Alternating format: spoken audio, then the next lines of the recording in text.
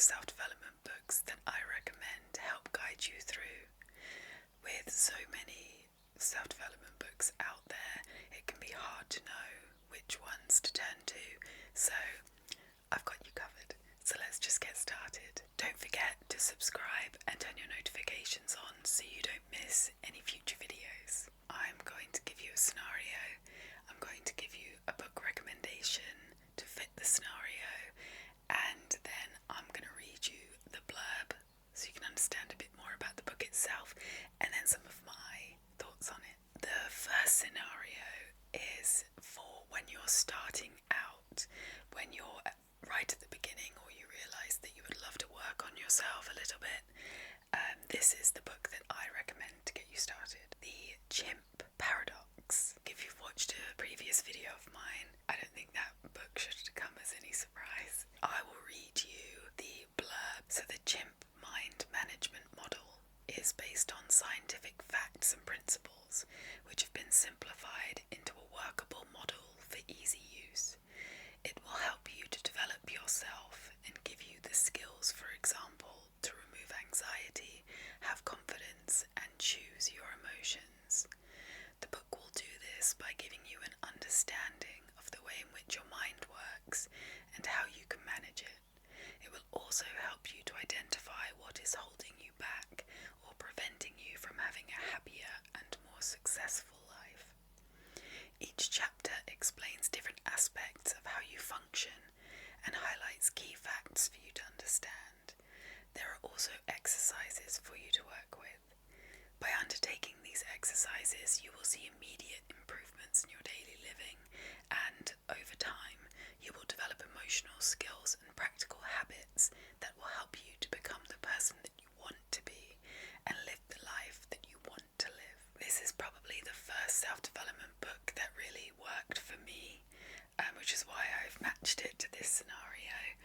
I'd read a couple, or attempted to read a couple of self-development books before this one, but nothing really worked. I don't think I ever finished a self-development book. I just found them too boring, or I couldn't find anything that I felt related to me or helped me see anything differently until this book. It's very easy to understand, and then very easy to then apply it to your own life and your own emotions and the way you act. At the time, I had a very short fuse and I was very frustrated, but also thought that this was just who I was as a person, and this was the very first book that helped me to see that how I was and how I acted didn't need to be how I behaved going forward, but it helped me to reframe and understand why I was like that and what I could do going forward. That is why I recommend the Chimp Paradox for anyone getting started on their self-development journey. Scenario number 2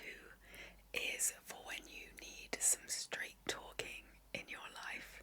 The book I recommend for this is Buy Yourself the Effing Lilies by Tara Schuster. By the time she was in her late 20s, Tara Schuster was a rising TV executive who had worked for The Daily Show with Jon Stewart and helped launch Key and Peele to viral superstardom. By all appearances, she had mastered being a grown-up, but beneath that veneer of success, she was a chronically anxious, self-medicating mess. No one knew that her road to adulthood had been paved with depression, anxiety, and shame, owing in large part to her minimally parented upbringing. She realised she'd hit rock bottom when she drunk-dialed her therapist, pleading for help. Buy Yourself the Effing Lilies is the story of Tara's path to reparenting herself and becoming a ninja of self-love. Through simple daily rituals, Tara transformed her mind, body, and relationship, and shows how to fake gratitude until you actually feel gratitude, excavate your emotional wounds and heal them with kindness, identify your self-limiting beliefs, kick them to the curb, and start living a life you choose, silence your inner frenemy, and shield yourself from self-criticism. Carve out time each morning to start your day empowered, inspired, and ready to rule. Create a life you truly effing love.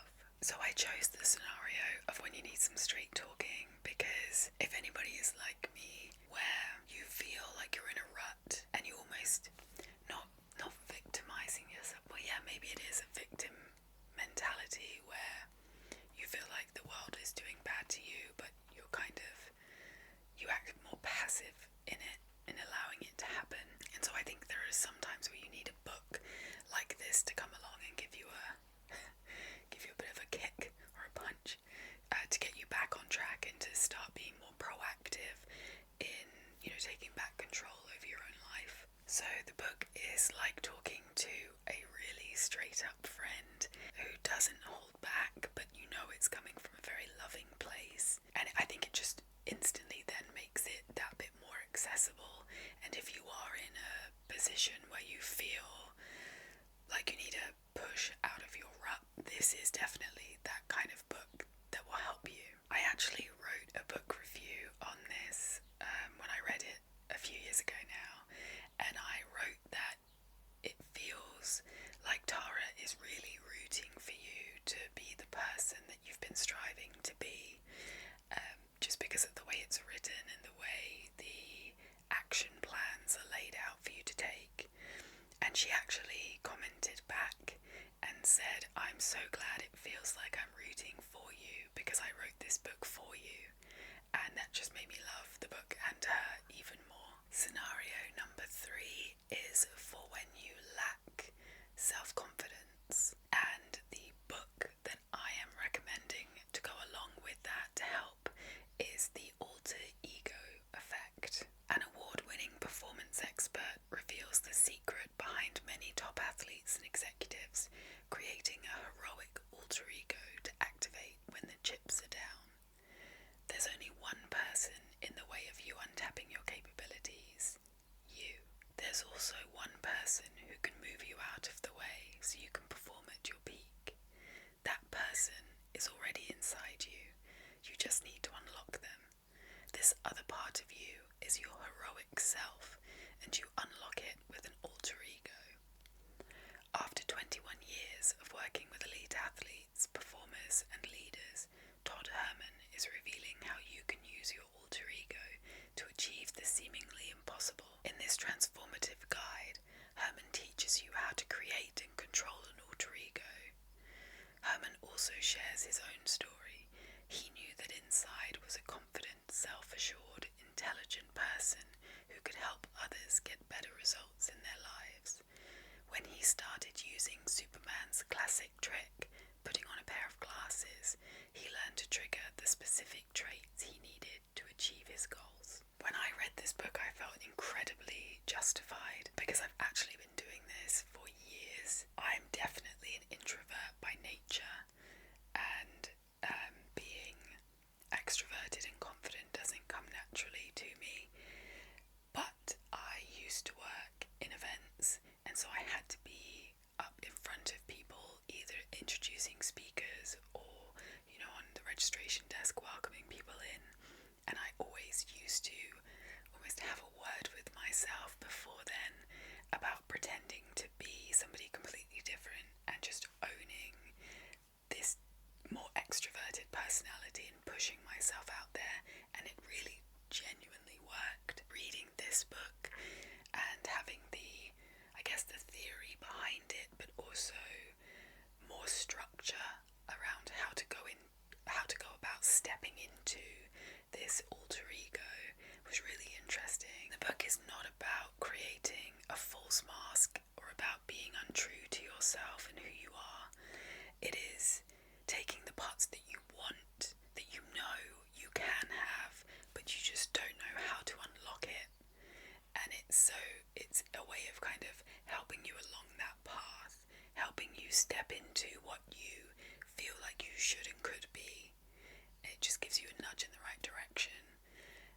And the idea is that eventually when you're stepping into this alter ego, and the way he recommends it is that you have this physical talisman that symbolizes that you're stepping into your alter ego. So for him it's the glasses.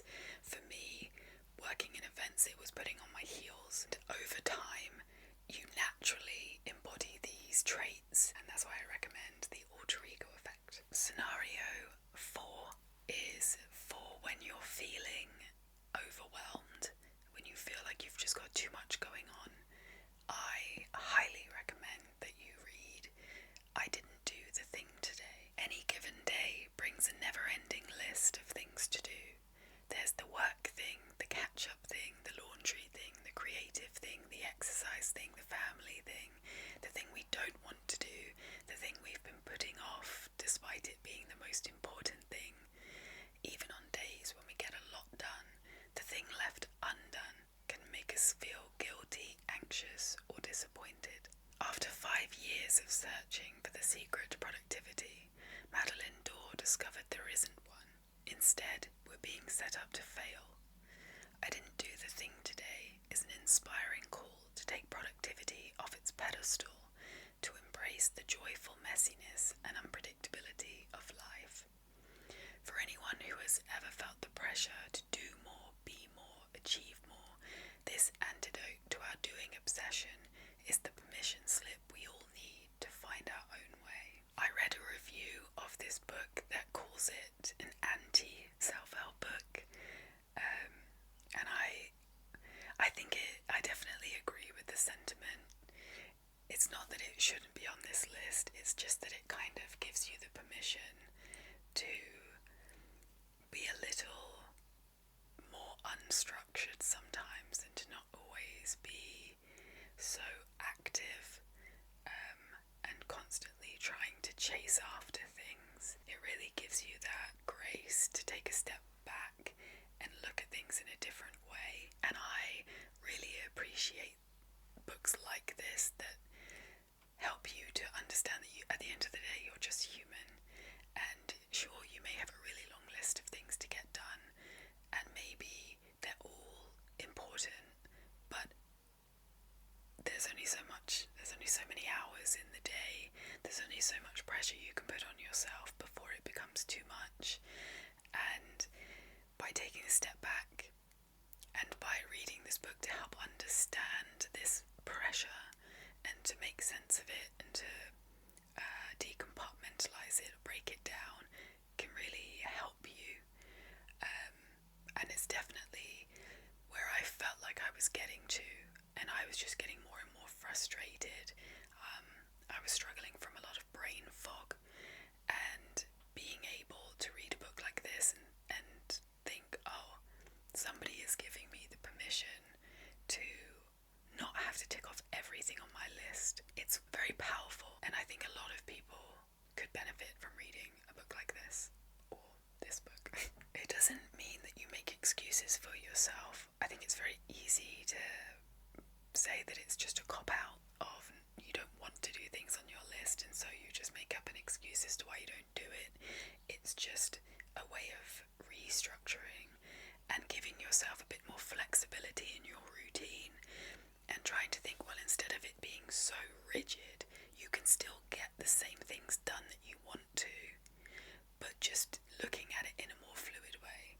So, for example, for me, instead of working out at lunch and lunches between any time between 12 and 2, is instead saying, well, actually, I've got a meeting at 12, and so instead of just saying, well, I can't work out today, and then feeling really guilty about it, I could work out, because I have the flexibility working from home, to say, well, actually I'm free at 11, so I'm just going to get it done then, and then I can take my meeting and my workout's done. And so it's just looking at it in a much more fluid way, and it just stops you beating yourself up a bit.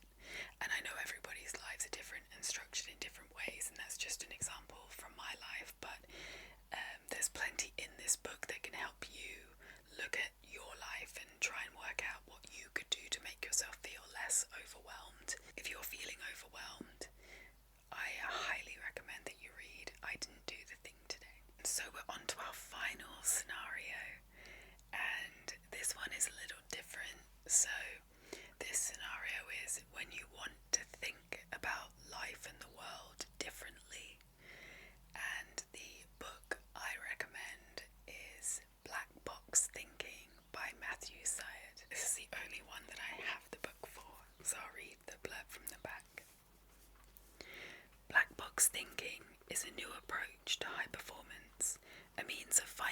edge in a complex and fast-changing world.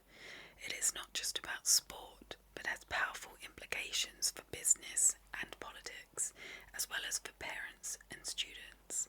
In other words, all of us.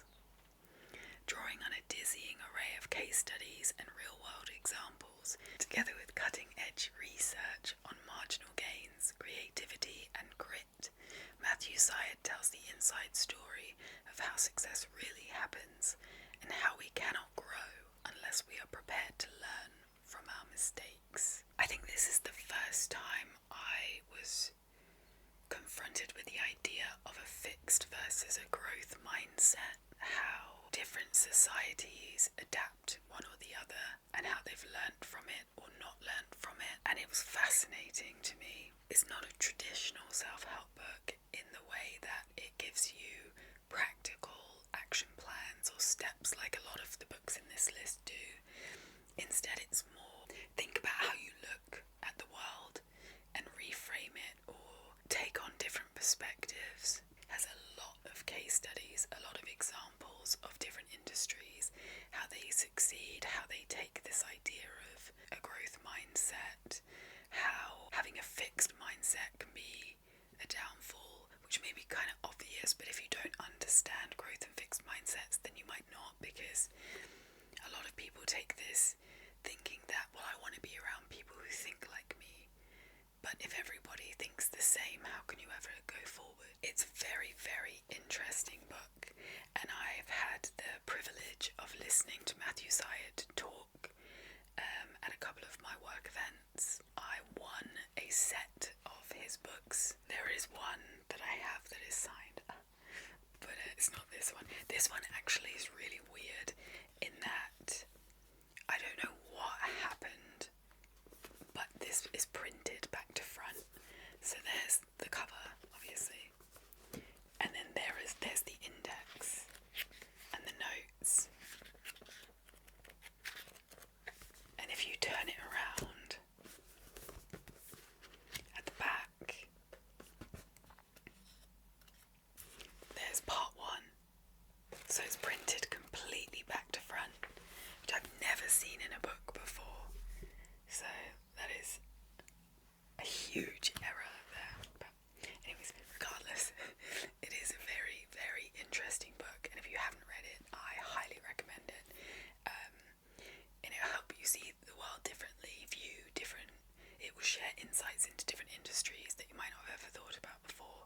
That is, for when you want to think differently, Black Box Thinking is the book for you. So there you have it. 5 scenarios, 5 self-development books to help you, and hopefully you can relate or identify with at least one of the scenarios. And if you do, and you do end up reading one of the books, please let me know what you thought, or if you have alternative recommendations, please feel free to put them in the comments. I would love to read more self-development books. As I said at the beginning, it can be really hard to find the right one, so yeah, it's all about a community of sharing and discussing books on this channel, so by all means, share your thoughts as well. Goes without saying, don't forget to subscribe. I've got plenty more scenarios that I can recommend self-development books for as well, so feel free to comment if you'd like a part 2, and I will make that happen. Until then,